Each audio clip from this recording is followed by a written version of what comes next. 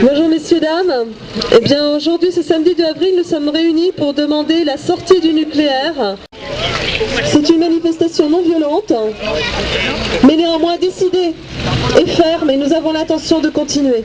Les centrales, c'est infernal. Les centrales, c'est infernal. Les centrales, c'est infernal. Les centrales, c'est infernal. Les centrales, c'est infernal.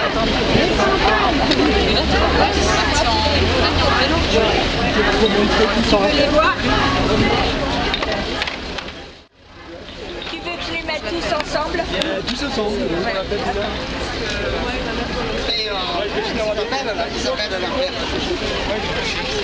Si t'as des docs, tu me les amènes devant. Moi j'ai fait le nombre d'élèves. Et si on peut l'avoir, ce serait génial. Ils ont tellement l'habitude que...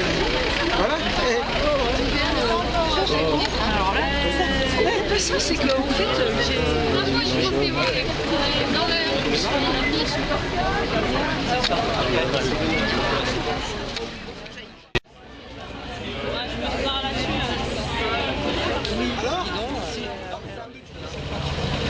J'ose te dire que continuer dans la voie du nucléaire et son expansion va être considéré un jour comme un crime contre l'humanité. Le parc nucléaire a été construit à marche forcée en moins de 10 ans en France. Et il est évident que l'on peut et qu'on doit faire le chemin inverse en moins de 10 ans. C'est la sortie du nucléaire, il faut maintenant demander avec fermeté, tout de suite pour les plus vieux et avec un planning serré pour fermer les autres. Il faut engager maintenant et sans tarder la transition énergétique. Merci.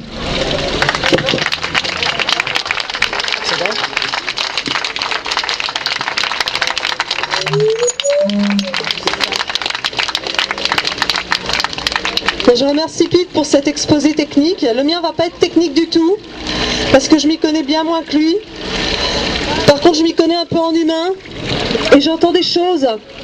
Monsieur Fillon considère comme absurde que l'énergie nucléaire soit condamnée par l'accident de Fukushima. Moi, je trouve criminel que des humains soient condamnés par une chose, l'énergie nucléaire, par une entité virtuelle, le marché, la loi du profit. J'en ai assez que notre vie et celle de nos enfants soient conditionnées à des choses comme ça. Ensuite, on nous taxe parfois, ceux qui demandent cette sortie du nucléaire, de vouloir revenir à la bougie. Moi, je veux dire une chose, c'est qu'effectivement, s'il faut revenir à la bougie pour que mes enfants vivent et que vos enfants vivent, je reviendrai à la bougie. Mais c'est pas à ce stade-là qu'on en est. Il y a des solutions.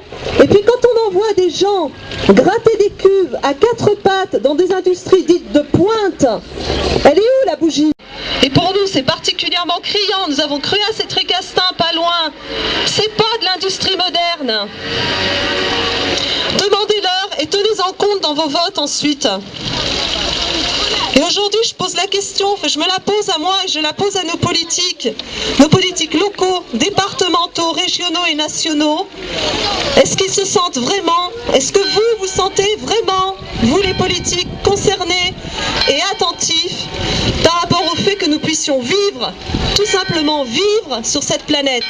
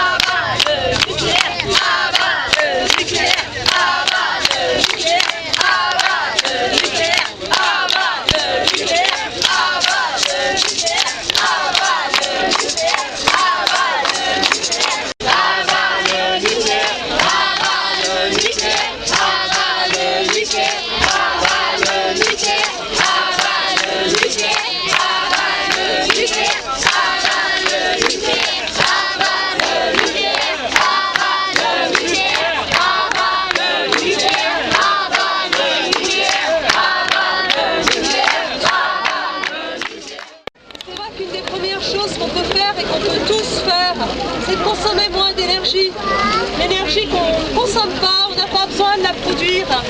Et ça, je pense qu'il y a des actions à mettre en place au niveau individuel, il y a des actions à mettre en place au niveau concerté, c'est-à-dire que toutes les idées de comment on peut réduire notre consommation énergétique, il faut qu'on puisse se les passer. Mais ce que je veux dire aux gens, c'est comment arrêter ces usines nucléaires. Alors ces usines nucléaires, on peut les arrêter.